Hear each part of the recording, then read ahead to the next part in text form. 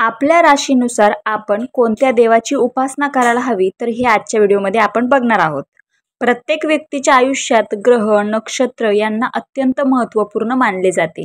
ज्योतिषशास्त्रानुसार ग्रहांचा आणि नक्षत्रांचा मानवी जीवनावर खूप प्रभाव पडतो. व्यक्तीचा जेव्हा जन्म होतो तेव्हा जन्माच्या वेळी चंद्र ज्या राशीत प्रवेश करतो त्यावरून व्यक्तीची जन्मराशी ठरते. यावरूनच व्यक्तीचे गुण, स्वभाव, आवड-निवड यासारख्या बऱ्याच गोष्टींची माहिती मिळते. तसेच यामध्ये आपल्या राशीनुसार आपली इष्टदेवता कोण आहे हे देखील सांगितले जाते.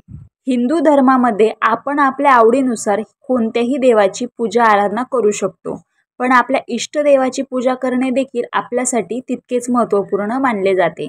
कारण इष्टदेवतेचा संबंध आपले कर्म आणि जीवनाशी संबंधित असतो. ज्योतिषशास्त्रानुसार आपल्या इष्टदेवतेची पूजा आराधना केल्याने आपल्यावर त्या देवतेची अखंड कृपा प्राप्त होते. सर्वात पहिले आहे मेष आणि वृश्चिक रास. मेष आणि वृश्चिक राशीचा स्वामी ग्रह मंगळ असल्यामुळे या दोन्ही राशींची देवता एकच आहे.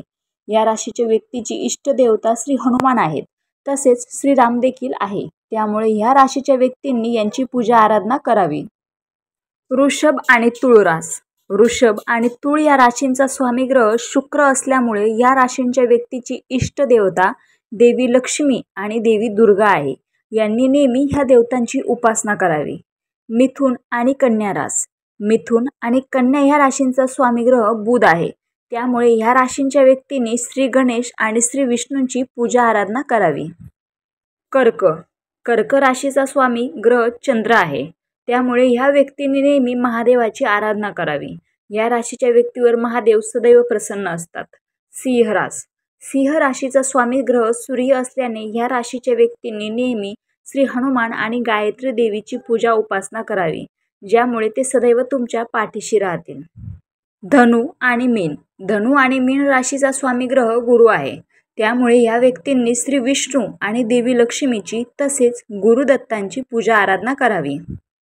मकर आणि कुंभ रास. मकर आणि कुंभ राशीचा स्वामी ग्रह शनी असल्याने या व्यक्तींनी नेहमी महादेव आणि श्री हनुमानांची पूजा करावी.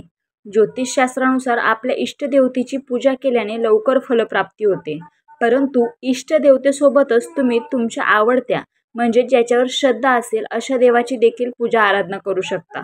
पण इथे जी पूजा करायची आहे ती तुम्ही एकदम शास्त्रोक्त पद्धतीने करायला हवी, अगदी मनाला वाटेल तशी नाही. रामकृष्ण हरी.